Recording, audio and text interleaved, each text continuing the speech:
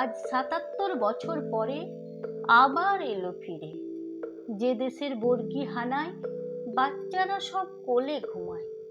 কিসের ভয়ে শান্ত সবাই, ঘরে আবার ভাঙলো হাড়ি। কিসের আঘাতে?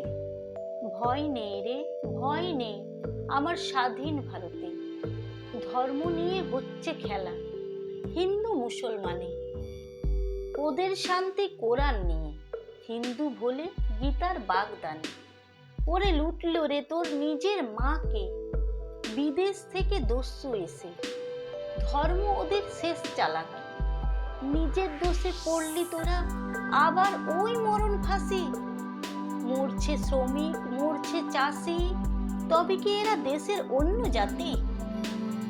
এমন মানুষ চালাই বুঝি এদেশেরই রাজনীতি। শ্রমিকদেরই অগ্নিচিতায় জনমানবের খাবার পাকায়। সেই খাবারের পুষ্টি নিয়ে রাজনেতা সব বিদেশ পালায়। এই পৃথিবীর নীরব রাতে গরিব ঘরের কান্না ভাসে।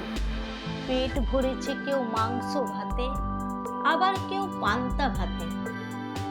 ভয় নেই রে, ভয় নেই আমার স্বাধীন ভারতে। মিষ্টি কথায় ঘরে ঢুকে সব ভাঙছে তোদের ভাতের হাড়ি।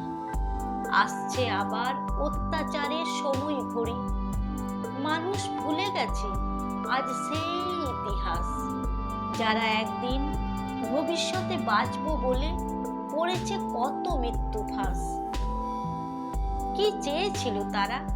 বাঁচার জন্য একটু অধিকার। হয়নি মৃত্যু সেদিন তাদের। নতুন প্রজন্মকে দেখে তারা আজ করছে আত্মহত্যা।